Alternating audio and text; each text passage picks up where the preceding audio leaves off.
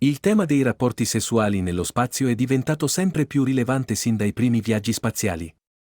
Dopo lo storico sbarco sulla Luna, quando l'attenzione si è spostata su future missioni verso Marte, è emersa una questione complessa: come potrebbero gli astronauti, nel pieno della loro età e forma fisica, gestire mesi di astinenza in un ambiente ristretto?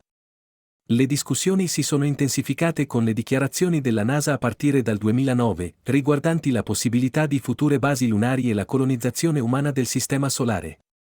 Di conseguenza, la questione dei rapporti sessuali nello spazio e delle eventuali gravidanze è diventata centrale nell'esplorazione spaziale.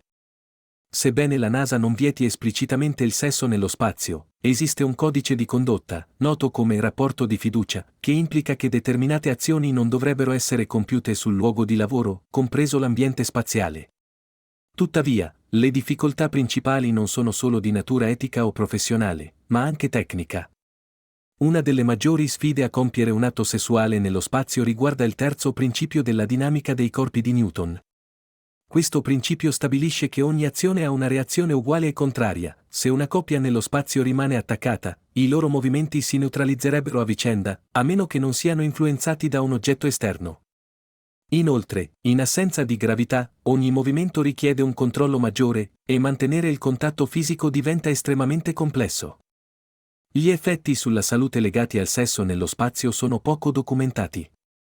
Tuttavia, è noto che vivere per lunghi periodi in condizioni di microgravità provoca cambiamenti fisiologici significativi, come alterazioni nel sistema cardiovascolare, perdita di massa muscolare e indebolimento delle ossa. Tali condizioni potrebbero rendere l'attività sessuale più faticosa o complessa rispetto alla Terra.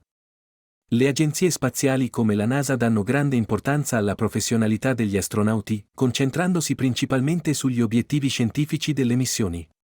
Relazioni personali durante una missione potrebbero distrarre e compromettere la coesione del team.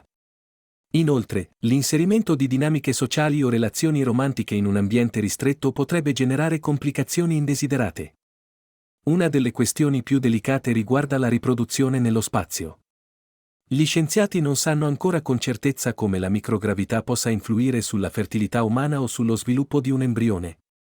Studi su animali hanno già dimostrato che la microgravità può ostacolare lo sviluppo embrionale, il che suggerisce che la riproduzione nello spazio possa comportare rischi significativi. Conclusione: nonostante il crescente interesse e le discussioni sul tema, non ci sono prove pubbliche che astronauti abbiano avuto rapporti sessuali durante missioni spaziali ufficiali. Sebbene la questione rimanga in gran parte teorica, essa solleva molte incognite dal punto di vista tecnico, biologico ed etico, che dovranno essere esplorate a fondo prima di intraprendere lunghe missioni interplanetarie o avviare processi di colonizzazione nello spazio.